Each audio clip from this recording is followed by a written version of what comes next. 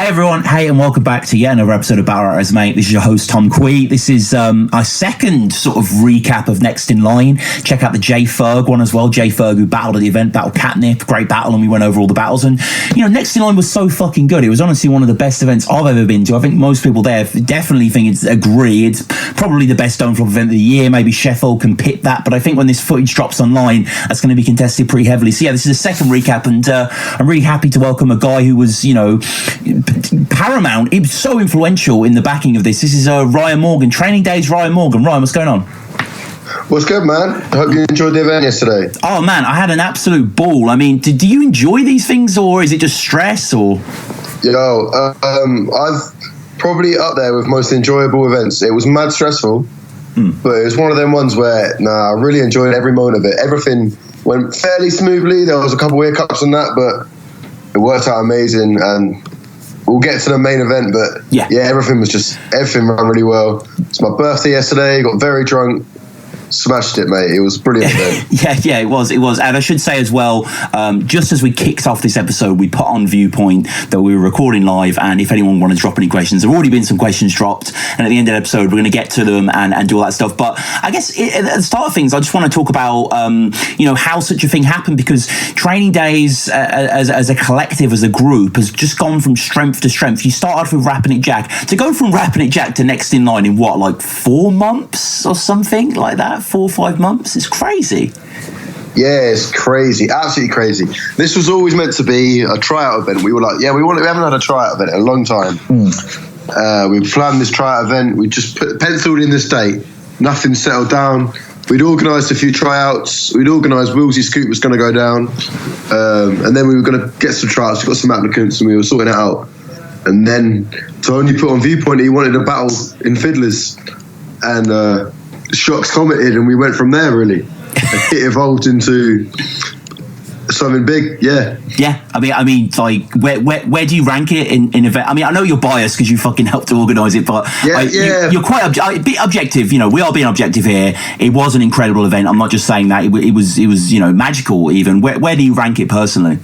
It's probably in my top 3. I reckon in my top 3 favourite events.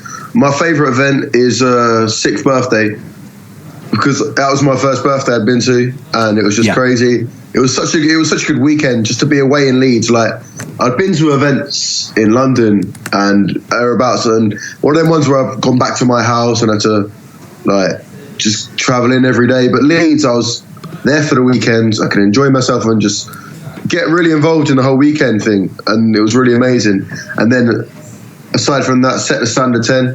That's my second favourite event. Next in Line's up in that top 3 as well. Yeah, but it was just, and it was the crowd part of it, wasn't it, as well? It was, the tickets sold out in 5-6 hours. Everyone who wanted to be there had been waiting for this for months. It was just the anticipation. Yeah, man. I've been waiting for it for so long. I had a little countdown on my phone from when we confirmed it, and it went so quickly. Yeah. But yeah, it was dope. And I mean, an event of this magnitude, I imagine there must be tons of planning on your end. Yeah, we sat down in August, I think it was. Late August, early September. Set out things we wanted to do. And hopefully I think it all came together. A couple of things I wanted to happen that personally I couldn't get around to doing. I wanted to put out a couple more promo videos, really. Time wouldn't allow me. I wanted to meet up with everyone on the cards and do a video, but simply time. But it had sold out though, hadn't it? So you didn't really need to. Yeah, but I still wanted some mad hype around it. And in the future, hopefully, do better. But yeah, time unfortunately didn't allow me to do so. And hopefully, next event I'll be able to do some more. But yeah, I'd like to have done more video promo before the event. And from your perspective as Training Days cameraman, what battle was the funnest battle to film yesterday? Funnest battle to film. So yeah, I'll just clear up. I filmed the first half of the day. So me and Billy O'Brien, we do Training Days, and then from the top half of the cards, Kruger and Charlie Himes took over. They wanted that don't flop look, they all wanted to take care of it, and I was fully okay with it, so I could enjoy myself. So what was the most fun battle to film? Do you know what? I'm going to say J Spare Solutions. because it was so. You've been in Fiddler so many times, and the first battle was usually a bit dead, and there's no one there. And we kicked off real early yesterday. Yeah. Real early. I was quite impressed with how early we actually got started. I was actually a little bit annoyed. We were behind schedule at first by about 5 minutes, and I was really annoyed. But when Danny just said, "Training days, next in line, make some noise." If watch back on the footage when that battle drops, you can see Danny's face. There was a lot of noise for the first battle of the day, and yeah, that was just the atmosphere from day was brilliant. Like the reactions they were getting, the love they were getting shown was just amazing. And it really set the tone for the day. Like everyone was there to enjoy themselves, man. Yeah, totally. And just to go back quickly to something you were just saying, out of interest, you know, I've never really filmed anything. I don't really know about filming. But you say they needed to get Kruger and Charlie in to get the dome flop look. Why couldn't you and your guy get the? How do you? What's the difference? What is the difference really? Isn't it just a guy holding a camera, or am I being a philistine there? Yeah, yes and no. They just wanted to take control of it, really. Yeah. Well, that made them sound really bad. No. We just spoke. It was a really long day. We had 14 battles originally planned, and we were like, "That's a long day of filming." So we spoke about it, and we were like, "Yo, let's get Kruger and Charlie down as well. They'll do some battles, we'll do some battles," and we worked it out. That means they can enjoy themselves, we can enjoy ourselves, and obviously, batteries, memory cards. Yeah. Because we had so many battles in one day, if we had longer breaks, we could have gone and, say, logged all the footage from some battles, charged batteries and the breaks. Because we didn't have particularly long breaks plans, it was a lot easier for us to have 2 sets of camera teams. Yeah. So it worked really, really well. But the Don't Flop look. But, I don't really know how to explain it, but they're just... The way Kruger and Charlie do things, personally, I think they do it a lot better than me and Billy do. But we'll get there. Yeah. I mean, I'm not trying to start beef. Like, obviously, Kruger is an absolute legend and stuff like that. But I guess Kruger's the guy. And big shout out to Kruger for getting the pay-per-view out so fast. Yeah. Big shout out to Kruger. Yeah. Crazy. And I guess they know how to move on stage and instinctively they just kind of, they've been doing it for so long. And it was the pressure of it. It was so packed in there. It was so tight. Like Kruger could barely move the camera, and big up to Kruger. Kruger's a legend, mate. Yeah, of course. And you say there were like 14 battles or so before booked, but a couple of them were cancelled. I mean, that's always must be annoying as someone who organises an event for that to happen. Yeah, do you know what it was? A couple of them fell through. There was a tryout who fell through who just disappeared off his Facebook, and we were like, fine. If he wants to disappear and miss out on being on card of the year, fine. A couple others fell through that we were quite annoyed about, but we didn't let that get to us and just kept it moving. Like, luckily we had enough battles that a couple falling through didn't matter. Yeah, it didn't feel like the card was sparse at all. Nah, not at all. It felt. And perfect. I think the tryouts really showed that they're like. They really rose to the occasion, They rose to the occasion, really. The first tryouts we had on, it looked a little bit nervous, but once the crowd started fucking with them, it was really, really good, man. And, I guess, let's get to the battles then. So, I mean, Bear Solutions, Jace kicking us off. A lot of people contesting that one. Who'd you have winning? Oh, I haven't watched it back. Right. And I guess you're so in the zone when you're recording, aren't you? It is. It's hard. It's really, really hard. I'm gonna from my memory, but I could be totally wrong. I'm gonna just edge to Bear Solutions. Okay. Purely because I like his style more. I love sarcasm, mate, and it's just that's all Bear Solutions is. It is, and it's brilliant. He's never sincere. And Bear Solutions bought me cookies, so. Oh yeah, he gave me some of those. Yeah. Yeah, those cookies are amazing, man. Yeah. Yeah, so I'm going to say Bear Solutions purely because of that, but I'll have to watch it back. I know it sounds so cliche that I'll have to watch it back, but honestly, I will. No, you weren't just there, though. You were working, it wasn't like, we're going to get that one video judged, so should be good. Yeah. And any other battles from earlier on in the day on the lower card that you remember filming and enjoying? First of all, I'm going to say I'm really gutted for John Whitmore. Yeah. Cashmore, that didn't go down. I'm really gutted for them. We'll hopefully try and sort something out, but you see that go down, man. I hope Pete feels better soon. He wasn't feeling well in the morning. Yeah, of course. Couldn't happen. So, who were the tryouts? There was Scottish guy. Yeah. Scott Early and Topher. That was fucking brilliant. That was good. Like, everyone was in the room enjoying themselves by then. Everyone was slightly a bit drunk by then. Scott Early brought an amazing performance. Topher was like the polar opposite of him, literally the polar opposite, and it was just. Yeah, I'm going to say that one. I really, really enjoyed that battle. Yeah, that's a great shout, man. Yeah, and J Ferg versus Catnip as well. Bit more out of the ordinary there. That was man, that was good. Yeah, that was really, really good. A style clash. But yeah, Lazy Ice Jack versus A was so good as well. Ooh. All right, I'm going to say I didn't enjoy filming that one. Right. Because A isn't the tallest bloke in the world, and Lazy Ass Jack is. Yeah. And I was like, Billy, we're going to have to stand back quite far. And even then, it was difficult. So I didn't enjoy filming that one. Right. No, yeah, that may be the biggest height difference ever in a battle. Like I can't. I don't know, Mr. E. Briggsy. Oh yeah. Yeah, that's true. That's true. Actually, yeah.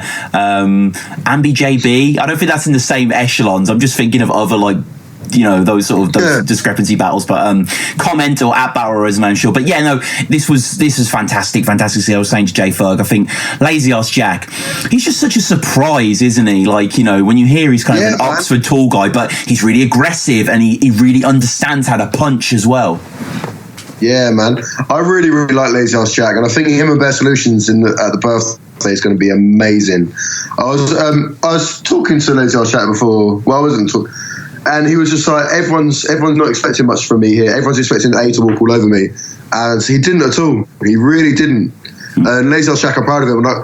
Again, I really want to watch that one back, so hopefully I'm going to watch that one back when I get the chance, because that was really, really fun. And what was really good about it was A's obviously been around a little bit longer. But he didn't take Lazy Ass Jack lightly. He showed him so much respect, and there was so much love going on between the battles. That was a sick mind. I was like, yes, that was sick, and I really like to see that everyone there was there to enjoy the battles, bro. Yeah, exactly. So that was. Yeah, that was dope. The dynamic between them, and I know you're a fan of football bars, and A's Crystal Palace manager signature A Pardew. Yeah, I don't really like Alan Pardew, but are you going to let that ruin a good bar? Like, Yes, that's what Alan Pardew's cool. Yeah. No, but yeah, it was a funny battle. It was like a bar heavy battle. The energy was great. Yeah. That was if I had one thing to say to Lazy Ass Jack, stop being surprised when you get reaction, because he's like, he gets well happy, and I'm like, I like that, but stop being surprised. Stop being surprised, please. No, I know what you mean. Yeah, there's J Pro has an annoying habit of doing that as well. So that's the only similarity. Even Lazy Ass. I think that's different the way they do it. Whereas J Pro gets a small bit of reactions, like yeah. Whereas Lazy Ass Jack gets good reactions, and then you see how happy it makes him, and then everyone else reacts more because you can see how happy it makes him. Yeah, he's like, it's different. Yeah, I'm like, yes, Jack, you legends. He's mad humble as well. I was talking to him afterwards, and I was like, dude, like, you're making it, like, you're killing it. Like, you're at this huge event, and people loved you. And I think most people in the room probably didn't know who he is, but he's kind of the guy they're going to take from the event, and also because he has quite a memorable name as well, but and physically quite hard to forget. But yeah, major talent. And Willsy Scoop, what the hell, man? Amazing. Oh, Scoop. What can I say about Scoop? Yeah, Scoop is my favourite tryout in a long time. I agree. Yeah, the phone charger bar. I knew that was coming. He told me that before, and he told me, and I knew it was coming, and I still was just amazed by it. And it was brilliant to see him getting so much love.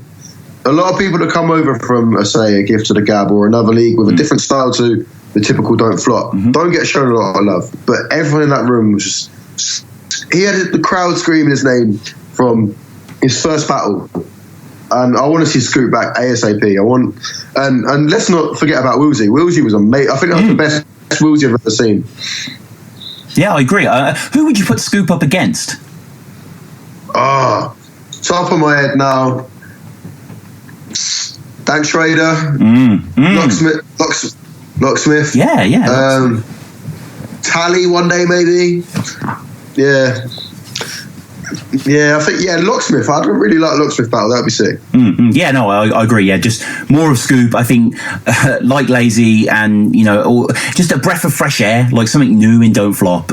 Something really exciting to behold, and a great shame, Ryan, that Templar versus Dank couldn't go down. Yeah, I'm gutted about that. I can go down. I was excited to see his debut. And it's exciting to see Dank Schrader again, because I really, really like Dank Schrader. Yeah. But unfortunately, Templar didn't make it to the event, so that's a shame. I feel sorry for Dank for making his way down, but he was very okay with it. He was like, I'm glad I got to come to a sick event.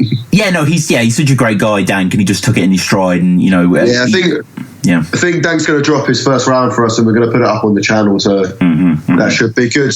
Yeah, and it's just like, it's the greatest shame isn't that the battle didn't happen, it's the battle didn't happen at Next in Line. Like, the room was just... Yeah. That's what I mean, like, in regards to like the tryout earlier, like not getting on that card, you've missed out. Yeah. Because Dank Templar could have been on that pay-per-view and got all them views and all that hype from the event, but unfortunately not. So and yeah, that's the sort of battle you can't really reschedule for like a birthday or something. It just kind of makes sense in a small ticketed room, but regardless, there were battles that made the most of the situations, Gemini Tox being one of them. Oh, Gemini Tox was so good. Yeah. That was probably the battle that I remember the most. Like, that was the battle I fully paid attention and was just like, every bar I was like, this is incredible. Gemini's round was amazing. That was Gemini's first battle in the pit. Yeah. And it was amazing. Yeah, so. It was absolutely incredible. Michael Schofield, every loved your breakout performance. Weren't interested when you went back to the pen.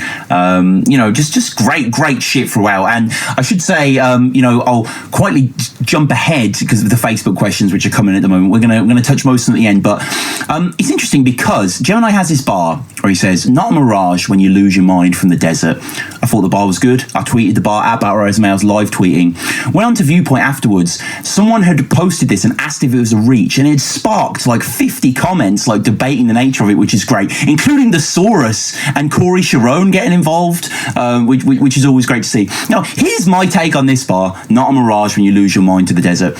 It's not an illusion when I shoot you in the head, but obviously, a mirage is something caused by an illusion in the desert. It's a reach, but I think a reach should always be judged in the paradigm both of creativity and response, and in both those categories, Gem scoring 10. The bar sparked a riot pretty much, and I thought the delivery was fantastic and the imagination there. I love the way Gemini writes, Ryan. I could listen to him go all day. You spoke about this to me yesterday. You came up and showed me the bar, and I was like, that's the bar. Yeah, exactly. That's the bar. I'm not, this is going to make it sound really stupid, but I'm not one of the ones that is going to look for a bad bar. People look for bad bars now. Yeah. People look to say, it's a bit of a reach, because it wasn't a perfect bar. It's not a perfect bar. It's a good bar. And it was intertwined with so many perfect bars. Yes. It was, I like it. Yeah, me too. And I think when you watch the battle... Sorry, Gemini. Yeah. Don't worry, Gemini. I like you. Everyone likes Gemini. Everyone likes Gemini. Like he kills it, and he's mad humble for the amount of talent. And Tox, I mean, you fight your hardest, but I don't think anyone ever thought Tox was going to win. Yeah, because obviously Tox opens up his round like, I regret going second, or something like that, and I was like, it wouldn't have made a difference, mate. No. Because Gemini was unbeatable. Tox was good. Tox was really, really good, and it's good for him to be part of a battle like that. Really good for him to be a part of a battle like that. A lot of people, when it was teased with where posted the picture up, and everyone's like, oh no, why is Tox getting this push? I know exactly why Tox was getting that push. Tox was sick, and he was part of a sick battle, and the one round, the setting for it was perfect. I know I wouldn't have wanted anyone against Gemini apart from Tox in that setting. Yeah, I know what you mean. Yeah, I mean maybe Shocks, but obviously he was occupied. So yeah, it made sense, and it's definitely not bad on Tox's part. But you can't. The quality that Gemini was spouting was just terrific, and he had a really nice sort of angle idea about, and he went in on whole Tox's kind of meme obsession, grown meme bars. Something you got to deal with. And that was hard. Yeah, it was. That was my favorite Gemini bar was the URL reference one with the Don DeMarco. Right. Yeah. He kind of... You'll hear the bang, bang, and it's shit like that or something like that. Yeah, face first. Yeah. It was explosive. This battle is everything, anyone could have hoped for. It was so good. And we come on to the headliner, Shocks Tony. Ryan, I have to ask you, first of all, who won this in your opinion? I've literally, before you rang me, I just watched it back on the pay-per-view. Right. And for me, Tony gets the third. No, Shocks gets the first. And Tony gets the third. And then the second, it's neck and neck. And yesterday, I said Tony. And from that watching now, I say Tony. But who I could easily think one day Shocks has won that. It all depends on the mood you're in when you watch a battle like that. Yeah. Because I think Shocks' first round was the round of the battle. Yes. But Tony grew into it. Yeah. So, I think Shocks had the round of the battle 100%. And I don't think Shocks spat anything that was bad. Every bar was hitting. But it's Tony. Yeah, I mean, the quality of Tony, isn't it? It's just kind of just wins through. Yeah, it teeters on the second. I agree. I mean, I personally give it Shocks, but I mean, it's not. Yeah, it's not one of those things. Norms. Like, that's fine. Yeah, it's going to be. It's what you want. You wanted it to be able, and the result obviously was 5-0. And did you feel that? I was speaking to Jay Ferg earlier, and he sort of concurred. Like when they said 5-0. People, and even before the announcement came soon after, people would be like, "What? Like it's clearly a 3-2." You can't think of it like that because I guarantee every single one of them judges has gone, I'm just edging it. Yeah. So you can't think of it like that at all. No. It's a unanimous decision, yeah, but you've all unanimously said that Shocks was amazing, and I haven't seen the judges' decisions yet, but I guarantee all of them will have said it was a close decision and they're just edging it. So, well, the only unanimous decision I want to see is his return to Don't Flop. But yeah, what can you say about Tony Shocks? Go fucking buy this thing on the pay-per-view. It was so good. Shocks' Indiana Jones bar. I don't know if that's my bar of the year. That's my favourite bar from the battles. Yeah. That was my favourite bar from the battle, actually. Oh, man. Was super good. Oh, my God. Yeah, I remember I went up to Lazy House Jack straight after the battle, and we both just said it straight away without saying anything else. We both just knew it was such a good bar. So good. You know, yeah, it was, check it out. It was fucking incredible. From the first bar, the whole, you say if you spit 3 rounds, you don't lose. I spit 1 and you won't move. And it was just like, it set the tone, get it? And, it was just incredible battle. Lived up one of them few battles that Joe, the mega ones that always get hyped, and it's lived up to it. Like Tony versus Shotty lived up to it, Luna O'Shea lived up to it, and this lived up to it. Yeah. So, and Soul C lived up to that. So that's true. Smashing it. That's true. Yeah. There's been some absolute classics in the annals of history in Don't Flop, and this will no doubt go there. And then we had the last battle, which I mean, JBJ Short went outside. A bit of a shame, right? Would have been better inside, maybe. Real shame, really, real shame. But Jay Short's coach all the way from North was very, very delayed, so we had to make a decision. One battle is going to happen outside, and we weren't letting Tony versus Shocks happen outside. So we literally had time for one battle in the venue before we had to leave. So, and maybe Soul versus Old English happened outside because they didn't have time. And look how well that turned out. Yeah, so, I think that had a respectful crowd though. Was it? I thought it was all right. The crowd, I think it was talking. Yeah, but I'm pretty sure there would have been a lot of talking at Soul Old English. It just doesn't show up on GAM. For example, I remember at 6th birthday, Crescendo versus Conquer B, there was a lot of talk in the crowd then, a lot, but it's come out all right, so I'm sure it'll come out fine. No, fair enough, man. And like, you know, after the event finished, it must have just been a sense of relief and pride. It was crazy. Oh, it was so much elation. Danny was so happy, and I'm so happy for the guy. He's worked so hard on this. He's been stressing so long. Big up Danny Jack on this every time. Oh, of course, yeah. Yeah, man, this was a great event, and it was just such a relief. Me and Danny sat down in the bar and just like, we did it, bro.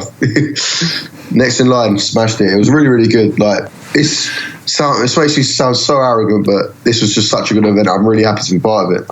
Oh man, yeah, you were key member, and it was just it was an extraordinary event. I've been to a lot of battle events, you know, over the past 4 or 5 years, and just in terms of tone, everyone after each battle was like, "This event's so good, isn't it?" Like, God, every battle's amazing. Everyone there was just really enjoying themselves. Like, I put a Spotify playlist on. Yeah. We didn't need no big room with some shout out Sleepy, but we didn't need a big room with DJs and ministry. We put someone's phone on an aux cable. We did some battles. We took a little break and now and then. It just ran so nice and smooth. All the fans were brilliant. We said we're starting early. Fans got there early. Obviously, not all the fans got there early. Everyone got there early. There was no stress from any of the crowd members. There was no excessive talking from the crowds. There was no one being dickheads because everyone there wanted to be there. So big up to the crowd. Big up to Fiddler's Elbow. They were so much help, Fiddler's Elbow.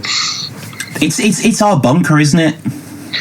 Well, no, it's not. Can we stop saying that, please? Right. Because the bunker is their Fiddlers. Fiddlers has been around longer. So That's come true. on. That's true. Fiddlers has been around a lot longer. Tony had his tryout there. He did? And we don't have to build... No, this sounds like I'm throwing shots. But no.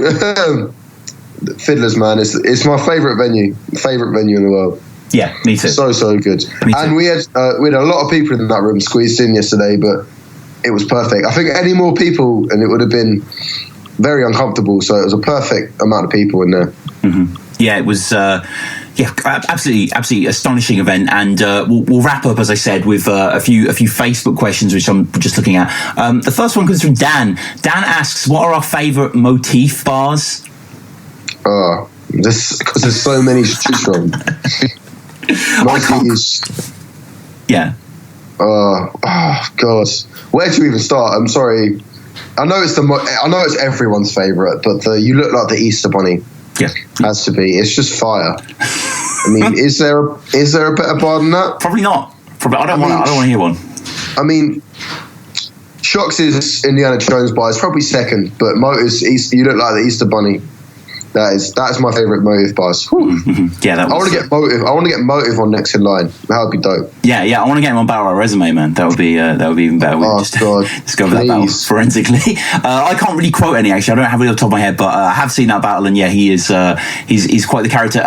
Heretic asks, what matchups would we want to see that we feel are best suited to a next in line style event? I definitely want to see Crafty the next in line. I think his style's custom built for that arena. Who would you put him against? Chris Lees? Or JB? Yeah, that'd work. I think Chris Lees would work for next in line more, you know. Mm-hmm. I really like that. I really like that. No, that'd be good. I'm going to steal that. Yeah. No, use it. Yeah. I think that'd be good. Yeah, Kraft deserves better matchups, and I think someone like Lees would have. Maybe Crafty versus Zen. Yeah. I don't know. Yeah, that could work. I mean, I don't know how Zen would do in a pit. I think Zen's better on a stage. Zen performs very well on a stage, and I don't know if he'd be as good in a pit. Battles I'd want to see. Scoop versus the world. Scoop, yeah, maybe. I'm trying to think. Maybe get Lazy and Bear together for a 2-on-2. If we can fit 2-on-2 in that little ring, we'll do it. Maybe like Matt P. Soldier, Lazy. I don't know if that's a next in line battle, but that's you know. Yeah, that'd work. I'd like that. That'd be good. The way I see it is next in line. As much as it's a Don't Flop event, it's a training days event, and we can't be putting on huge battles. I know we just had Tony Shox, but that was the one where you don't want to be taken away from battles that would be better on birthdays. So the way I see it is, for example, let's say Heretic against, say, Scoop. That would be perfect for a next in line.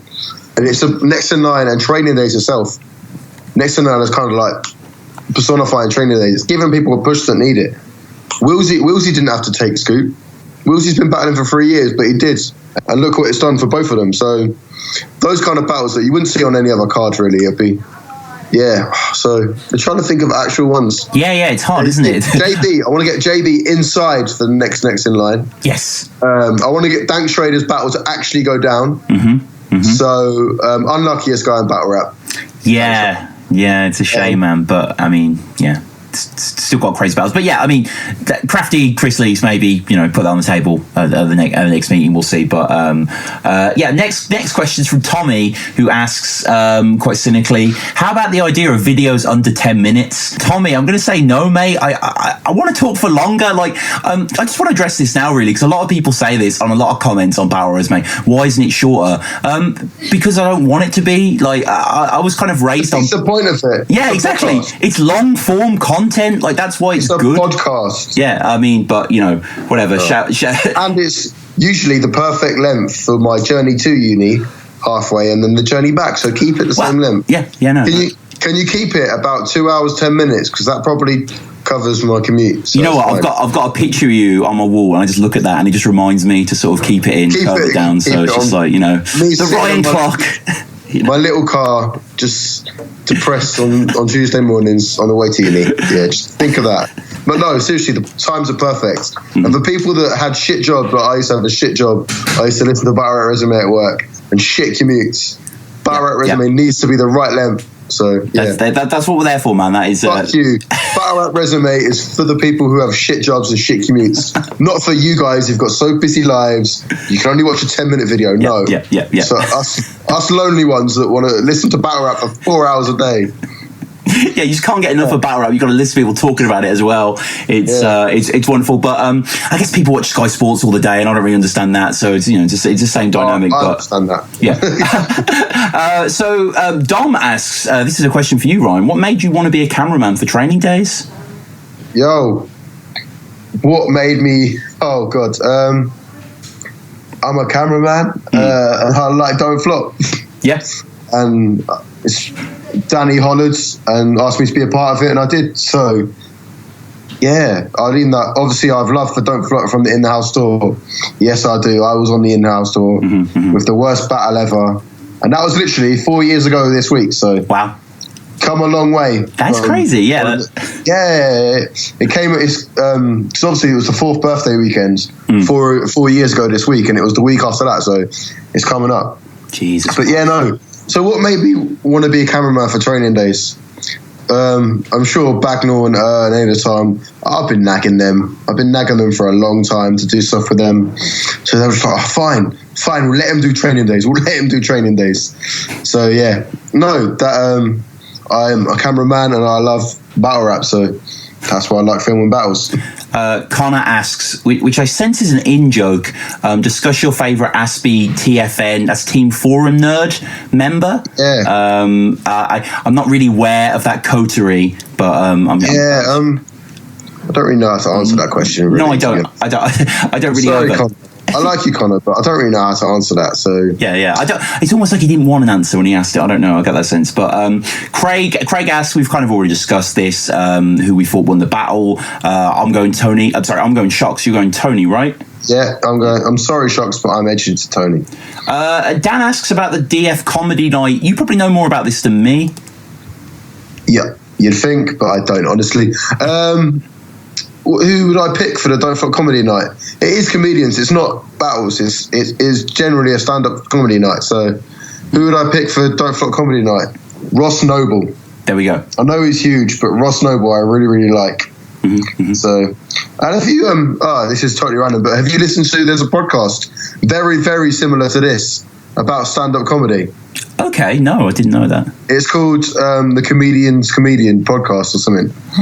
It's very similar, and this wannabe comedian interviews the likes of Dara Brian, and it's literally, I was like, raw, it's Battle Rap Resume but for comedy, and it's made for promising comedians to learn about comedy. Yeah. I have no interest in ever being a stand-up comedian, but that's a really, really good podcast. So all you podcast lovers, that's on Spotify. It's called Comedian's Comedian. I'm going to look it up now. Yeah, that sounds interesting, man. Comedian's Comedian. That would that could definitely work. Yeah, the Comedian's Comedian with Stuart Goldsmith. They've had the likes of Jimmy Carr on it, Russell Howard, some big names, some small names on it. So yeah, let's get Stuart Goldsmith on it. It'd be really, really good. And Ross Noble. I'm going to say Ross Noble. He's really funny. But yeah, it is a comedy night. It's a stand-up night. So yeah, bring anyone, even if they've never heard of Don't Flop. Calm down. It should be a great laugh. But it's annoyingly on a Thursday. Yes, the start of the weekends. I guess so. The weekend starts early. No, it should be good. It should be good. Yeah, I guess I'm not too much of a stand-up guy, but I really like Doug Stanhope, so I'll probably get him on, but I imagine he would have nothing to do with this. JB asks if we think his hair looks pretty. I'm more a fan of his older hair. I don't know. He looks a lot more street now, and he looks very cool. I do like your hair, JB, so yes. Yeah. It's kind of... It does look pretty. Yeah. It's a lot more masculine, this one. It was a lot more feminine before, but yeah, I do think your hair looks pretty. A lot more tidy and sharp. I'm surprised we've got so many questions, to be fair, and some of them are relevant, such as Connor, who's back, and he's asking predictions for the 3 top 8 battles yesterday. Well, I mean, one of them we can give you a direct prediction because Amber Yorks got effectively cancelled, so Yorks has gone through. Is that right?